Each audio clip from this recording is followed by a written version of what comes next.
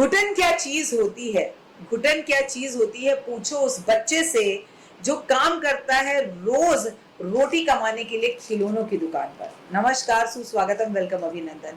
मैं हूं आपके साथ आपकी अपनी होस्ट दोस्त डॉक्टर वाय राखी। आपका स्वागत अभिनंदन करती हूँ। मतलब एक बच्चा जिसकी खिलौनों से खेलने की उम्र है, लेकिन रोटी खाने के लिए वो खिलौनों की दुकान पर खेल रहा है, काम कर रहा है, खेलते हुए बच्चों को देख रहा है और वो खिलौनों से खेल नहीं पा रहा। कितनी घुटन में होगा वो, कितना उसका बचपन छिन गया होगा। वाह!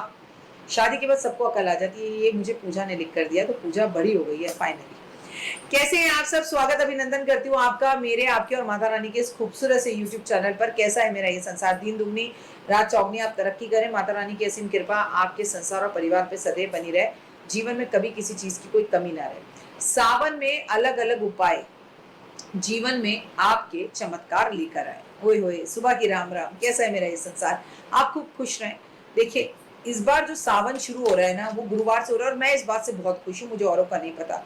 गुरुओं के दिन से शुरू होने वाला ये सावन, महादेव का सबसे बड़ा पर्व, सावन का पवित्र महीना 30 जुलाई 2026 गुरुवार से शुरू होकर 28 अगस्त 2026 तक, शुक्रवार तक रहने वाला है। मतलब भगवान विष्णु की अति कृपा और जाते जाते महालक्ष्मी की अति कृपा। मतलब आप पूरे महीने जो फल करेंगे, सेवा करेंगे, जो आप संस्कार करेंगे, उसका फल महालक्ष्मी आपको जाते जाते अगस्त के महीने में देंगी, है ना। कार्यक्रम की शुरुआत हमेशा की तरह आज शहद, गंगाजल और पान के पत्ते से जुड़े उपाय मैं आपको बताने जा रही हूँ। लेकिन इससे पहले दिल से बोलो जय भोले की, जय माता की, क्योंकि खुद महादेव तो जय माता की करते हैं और माँ है तो सब कुछ है, माँ है तो संसार है। सबसे पहले सावन में शहद के उपाय मैं आपको बताऊंगी। सावन के महीने में ना भगवान शिव की पूजा, शहद का प्रयोग बड़ा ही कल्याणकारी माना जाता है। लेकिन बहुत कम लोग हैं आपको जो बोलेंगे। आपने देखा है शिव की जटाएं हैं, है ना।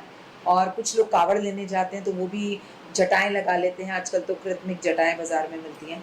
आपको जब भी सावन का सोमवार हो, बहुत बड़ी बात बताने जा रही हूँ आपको, आप अपने नहाने के पानी में 2 चम्मच शहद मिलाकर नहाएंगे और हर सावन के सोमवार पर आप अपना सर धोएंगे और फिर व्रत रखेंगे। भोलेनाथ को शहद इतना अत्यधिक प्रिय है कि पंचामृत में भी शहद को एक मुख्य जगह मिली है। ज्योतिष शास्त्र के अनुसार, हमारे धर्म शास्त्र के अनुसार, शहद का संबंध मंगल और सूर्य ग्रह से माना जाता है। सावन में शिवलिंग पर शहद अर्पित करने से बड़ी परेशानियां दूर हो जाती हैं। अगर आपका काम लगातार बिगड़ रहा हो, घर में बरकत नहीं हो रही हो, तो सावन में किसी भी दिन शिवलिंग पर शुद्ध शहद के धारा अर्पित करने से, उसके बाद साफ जल से अभिषेक करने से, धार्मिक मान्यताओं के अनुसार शिव को शहद चढ़ाने से घर की दरिद्रता खत्म होती है। इतना ही नहीं, आपकी जुबान पर मिठास आती है। इतना ही नहीं, दुश्मन भी आपके लिए मीठा बोलने लगता है।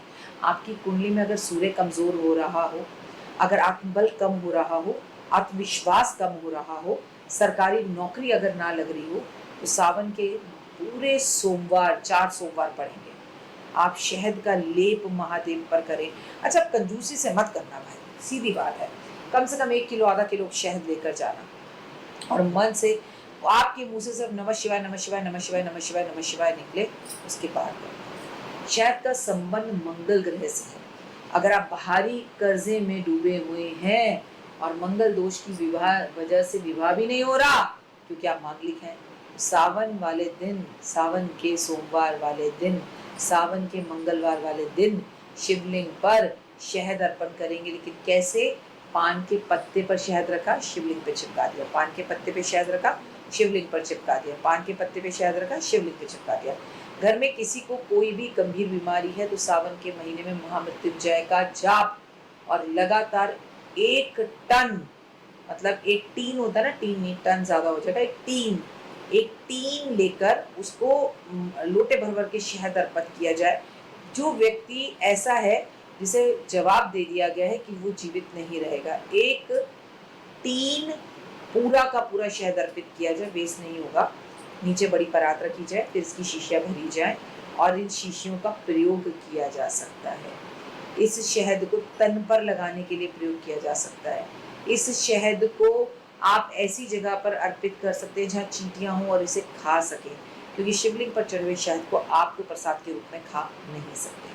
सावन में गंगा जल को उपयोग। सावन के महीने में शिवलिंग पर गंगा जल अर्पित करना सबसे अधिक महत्वपूर्ण है। मान्यता है कि भगवान शिव गंगा जल चढ़ाने से सबसे ज़्यादा प्रिय पसंद होता है, उन्हें प्रिय है। और नहीं होता तो दुनिया गंगा जी क्यों जाती? अपने घर से कई कोस दूर जाकर गाय का दूध लाते, गाय का दही लाते, कहीं से जाकर चीनी लाते। मालूम है ना, कांवड़िए सिर्फ गंगा जल लाते हैं।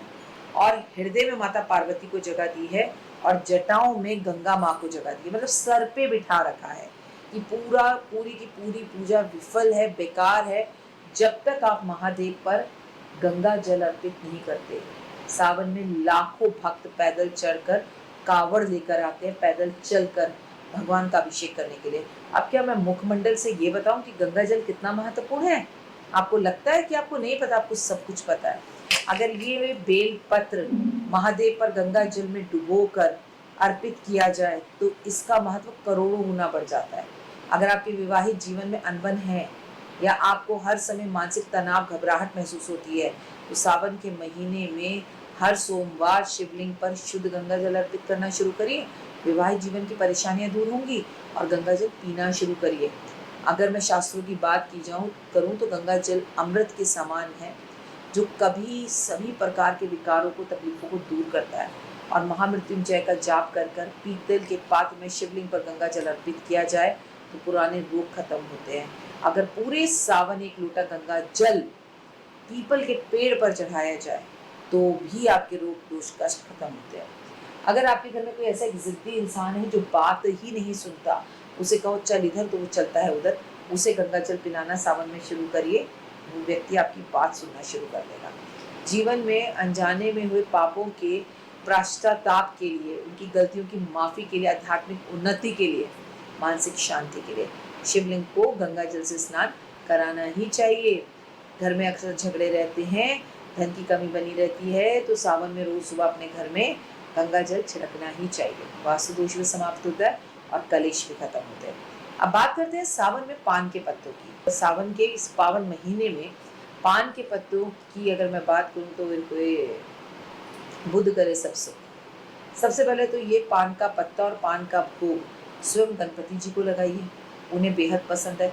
अगर शिव जी के मंदिर में 5 दिए रोज पान के पत्ते पर रख कर जला दिए जाएं तो महादेव की कृपा से आपके बड़े रोग, कष्ट, तकलीफें दूर होते हैं। अगर आपको कोई ज़रूरी काम लंबे समय से अटका हुआ है, नौकरी व्यापार में बाधा है, तो सोमवार वाले दिन शिव और पार्वती का पूरे अच्छे तरीके से अभिषेक पूजा कीजिए और फिर मीठे पान का भोग लगा दीजिए।